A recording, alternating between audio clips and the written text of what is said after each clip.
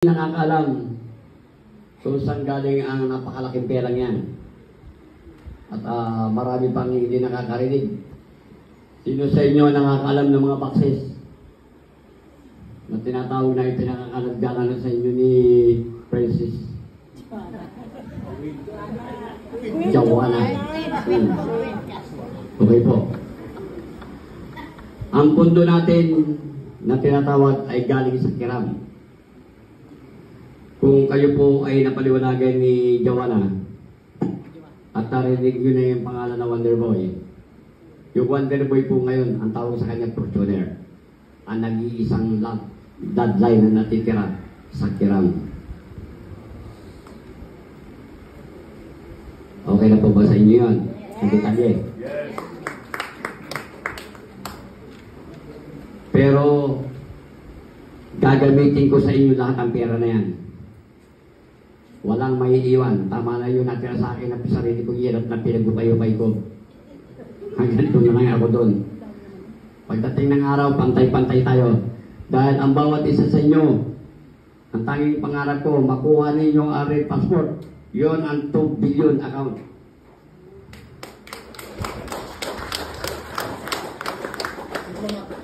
Yan ang tinatawag nating diplomat.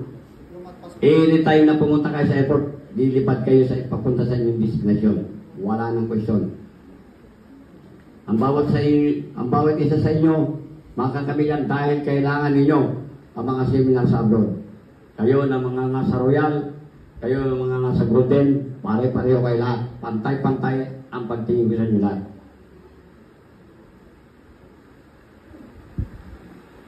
Meron pa bang sa inyo magtatanong? Habang aga ay magtanong na po. At para ikang ay mabuo yung hinala ninyo.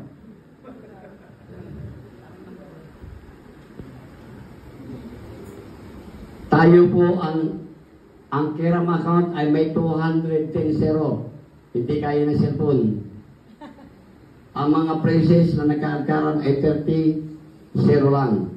7 princess lang ang dapat nalulutang dito sa Pilipinas. Yan po ay mga anak na sultan ng araw na pinipilit patayin ng mga nakaraang administrasyon. Ang last sultan ay namatay sa bagyo. Pero hindi po siya ang puro ng bloodline ng Kiram. Kung mayroong nakakabalita sa inyo dyan at nakakaalam yan, pwede po kayong mag-imbestiga. Naandun po ako ng mga araw sa Bagyo. Nakatingin lang. Hindi ko alam na ako pa kayong original na Kiram. Lumabas sa dugo ko na hindi itatago ko na lang sana. Pero ginamit ni Satan ang princess na nagpanggap.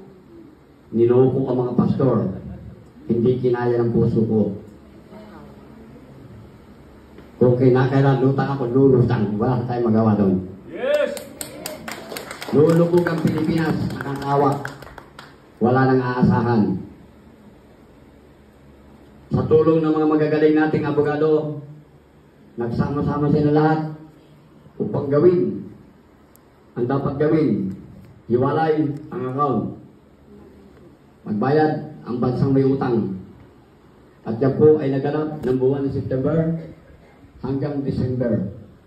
Ang Clark Air Base ay ginamit namin na hangout upang lahat ng mga box ay mabuksan. Kung sino man sa inyo ang involved ngayon sa mga box na yan, pakiusap, huwag nyo nang ituloy, mapupusasan kayong lahat. Tama na po yan ngayon ay nakakamit na ninyo, matitikman ninyo. Lahat ng box na nakalabas, puro piki na po. Wala na pong original. Nasa safety vault na po namin lahat yan. From World 1, TOB, FRN, lahat yung mga yan, nakasafety na po. Wala nang lalabas. Ang ginagamit po natin pera ngayon ay galing sa ukay-ukay. Yung nagkalkali sa Ilocano. Yan po yung puhunan ninyo para magkamiro kayo ng passport. Matagal ko pong nahukay na yan, yung pala, may paggagamitan para sa inyo. Para ma-open kayo lahat.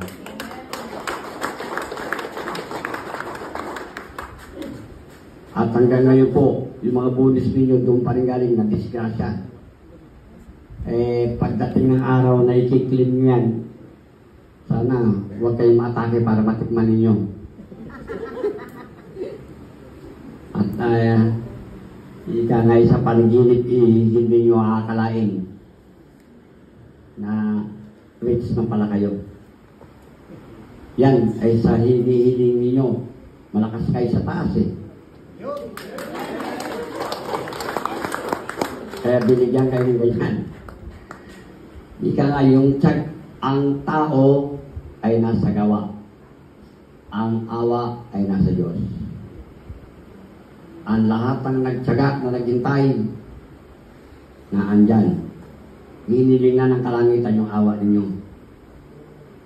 Kaya naman sana, pagdating ng araw, huwag ninyong itaas ang sarili ninyo. Panatilitiin yung ganyan ang puso ninyo. Dahil once na nagmataas kayo, iiwasan na kayo ng mga tao. Napakahirap nun. Nakalutang ka sa ere, wala kang kaibigan. Pandidirihin ka. Ipamamalita kay Chichismis ba? Na si ganito yabang, dami ng pera. Mahirap yun. Tama na lang yung ganyang kasimple. Pagdating ng araw, makapamasyal kayo ng maganda. Kahit sa makarating kayo ng Bagyo, pag pumunta kayo ng Bagyo, magpalapay kayo Pastor Elmer.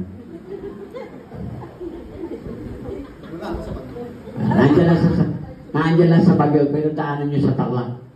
Nandiyan ang opisina. Ang opisina po natin, sabihin ay sa Tarlac na.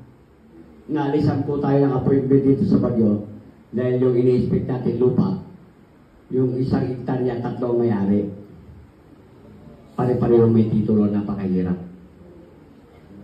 Nahupos-pupos lahat ang titulo. Isang titulo, 3 may-ari, pare-pareho may titulo. Ano nangyari yun? Yan ang nagaganap. At napakahirap, hindi ko pag-i-interest yan. Dahil pag kayo pumisto ron, wala kayo mag-develop na trabaho kundi gulo. Hayaan na natin sila dyan. Yan ay nasa lugar ng Bagyo. Ang sakil. Pagdating ng araw, naiiwan, walang pangkabuhay ng sakil. Kasalanan nila yun. Lahat ng ninakaw nila, lahat ng katarantaduhan na ginawa nila, lulutang may imbestigahan sa Senado. Kaya hindi na natin pwedeng pakialaman yan. Hayaan mo yung ika nga maraming reservation na ika nga na ginagamit din ngayon ng mga kongresista. Ipinapangalan doon sa kumpare, ipinapangalan doon sa pamangkin, lahat yan susuka. Dahil nasa atin ang pinakamaigpit na inventory. Kaya baka nagagamit